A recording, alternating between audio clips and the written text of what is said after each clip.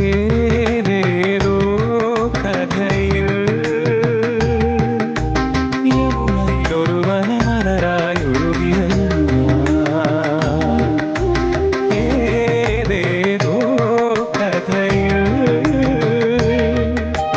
യമുനയിലൊരു വനമലരായൊഴുകിയ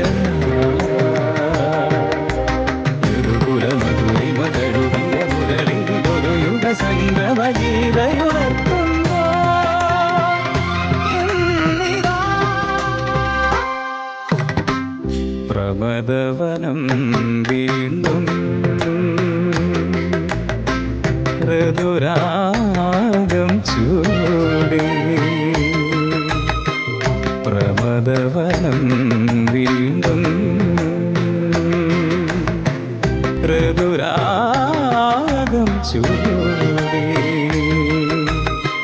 ശുഭസായാഹ്നം പോലെ ശുഭസായാഹ്നം പോലെ ദീപം കണിനിഴലിൻ കൈക്കൊമ്പിൽ നിറയുമ്പോൾ പ്രമദവനം വീണ്ടും ഋതുരാഗം ചൂടി.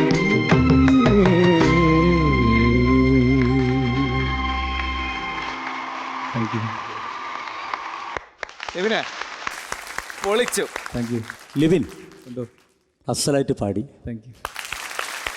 ലിബിൻ ശബ്ദം ഒരു രക്ഷയില്ല. ഞാൻ എപ്പോഴും പറയുന്നത് പോലെ ശബ്ദത്തിൻ്റെ ഒരു ആരാധകനാണ് ഞാൻ ലിബിൻ്റെ. ഒന്ന് രണ്ട് കാര്യങ്ങൾ എനിക്ക് പറയണം, കാരണം ലിബിനെ മനസ്സിലാവാൻ വേണ്ടിയാണ്.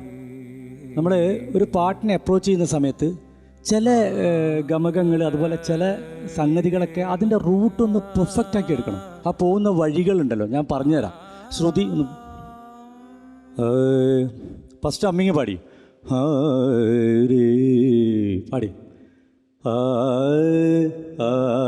അതൊരു തെളിച്ചം കുറച്ചുകൂടെ വേണം. അതുപോലെ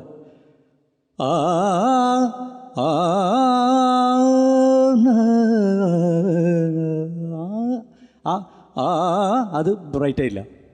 അതുപോലെ പ്രമദവനം വീണ്ടും ഋതുരാഗം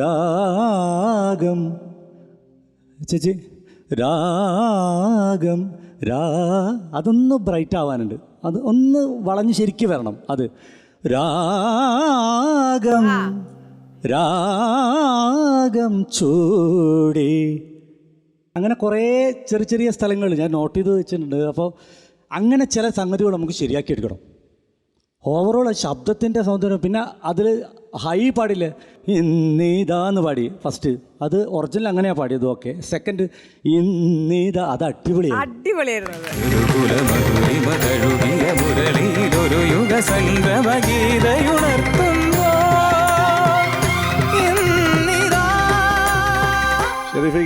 ഷെരീഫിക്കയോട് പറയാനുള്ളത് ഈ പാട്ടിനോടുള്ള സ്നേഹമാണ്. ഈ പാട്ടിനോടുള്ള സ്നേഹമാണ് ഇപ്പോൾ പറഞ്ഞത്. എന്താ പറയുക, അതിനേക്കാൾ വലിയൊരു ജഡ്ജ്മെൻ്റ് ഇല്ല. അൾട്ടിമേറ്റ് ജഡ്ജ്മെൻ്റാണ്. ഓക്കെ, ഷെരീഫിക്ക ഹാറ്റ്സ് ഓഫ്. ലിബിനെ നന്നായി പാടി, എനിക്ക് ഭയങ്കര ഇഷ്ടമായി. പറഞ്ഞാൽ ഈ പാട്ട് കോളേജിലൊക്കെ പഠിക്കുന്ന സമയത്ത്, അതായത് മ്യൂസിക് കോളേജിൽ പഠിക്കുന്ന സമയത്ത് അവിടെ ബാക്കിയുള്ള ഇന്ത്യയിൽ നിന്ന് പല സ്ഥലങ്ങളിൽ നിന്ന് വന്ന് പഠിക്കുന്ന കുട്ടികളുണ്ട് എൻ്റെ കൂടെ. അപ്പോൾ അവർ മലയാളം പാട്ടെന്ന് പറയുമ്പോൾ ആദ്യം അവരുടെ മനസ്സിൽ അവരാദ്യം പാടുന്ന പാട്ട് പ്രമദവനാണ്.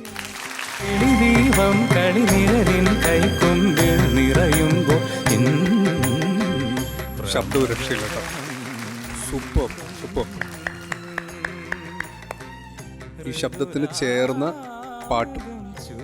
എന്തുകൊണ്ട് ചില പാട്ടുകൾ അങ്ങനെയാണ്, ടൈംലെസ് ആണ്. അതങ്ങനെ അങ്ങ് നിൽക്കും. ഇപ്പം തന്നെ ജീവ പറഞ്ഞല്ലോ, നമുക്കിപ്പം പാട്ട് പാടാൻ അങ്ങനെയാണെങ്കിൽ പ്രമദവനം പാടിക്കുക, അതാണ് ആദ്യം മനസ്സിൽ വരുന്നത്. അത് എന്ന് പറഞ്ഞാൽ ഒരുപാട് കാര്യങ്ങൾ കൊണ്ട് ഭയങ്കര സ്പെഷ്യലാണ് ഈ ഒരു പാട്ട്. ആദ്യം തന്നെ ഞാൻ ഇതിനു മുമ്പേ പറഞ്ഞു, നമുക്ക് FBയിൽ ഞാൻ കണ്ടു ഇവിടെ കുട്ടികൾ ഒന്നിനൊന്നും മികച്ചതായിട്ട് പാടുന്നു. അതിന് എന്താണ് സ്പെഷ്യലായിട്ട് ജൂറി ചെയ്യുന്നതെന്ന് ചോദിച്ചിരുന്നു. ഇത് തന്നെയാണ് ഇപ്പം കേട്ടതാണ് സ്പെഷ്യലായിട്ട് ചെയ്യുന്നത്. അദ്ദേഹത്തിന് വളരെ താങ്ക്സ് ഇങ്ങനെ ഡീറ്റെയിൽ ആയിട്ട് നിങ്ങൾക്ക് പറഞ്ഞു തരണേന്. പിന്നെ എനിക്ക് മോനെ പാടുമ്പോഴൊക്കെ ദാസേട്ടൻ്റെ പഴയ ആ ഒരു ദാസൻ കൊച്ചായിരുന്നപ്പോൾ എപ്പോഴും അത് നിന്ന് പാടണ ഇത് എന്തൊക്കെയോ ഒരു സിമിലാരിറ്റി ആ വോയിസിൽ ഫീൽ ചെയ്യും എപ്പോഴും. പക്ഷെ ദാസേട്ടൻ്റെ അങ്ങനെ അത് ഇമിറ്റേറ്റ് ചെയ്യണമില്ല. അത് മോൻ്റെ പ്ലസ് പോയിന്റ്സ് ആണ്. ഈ പറഞ്ഞു തന്ന ഡീറ്റെയിൽസ് കുറച്ചും കൂടെ, പക്ഷെ അതൊക്കെ പാടി മോൻ പാടിയില്ല എന്ന്. കാരണം പക്ഷെ ഇനിയും അത് ആക്സെന്റ് കൊടുക്കണ്ട, ഇതൊക്കെ കുറച്ചും കൂടെ ക്ലാരിറ്റി വരണം ആ സംഗതികളിലൊക്കെ, പ്രത്യേകിച്ച് ഇങ്ങനത്തെ ഒരു പാട്ടിൽ. പക്ഷെ ഇൻ ടോട്ടൽ എനിക്ക് ഭയങ്കര ഇഷ്ടമായി ഉള്ള സത്യം പറയട്ടെ. ലിബിനെ, നമുക്ക് മാർക്സിലേക്ക് പോയാലോ? ലിബിന്റെ ഈ പെർഫോമൻസിന്റെ ടോട്ടൽ മാർക്സ് ഔട്ട് ഓഫ് 100 എത്രയാന്ന് നോക്കാം.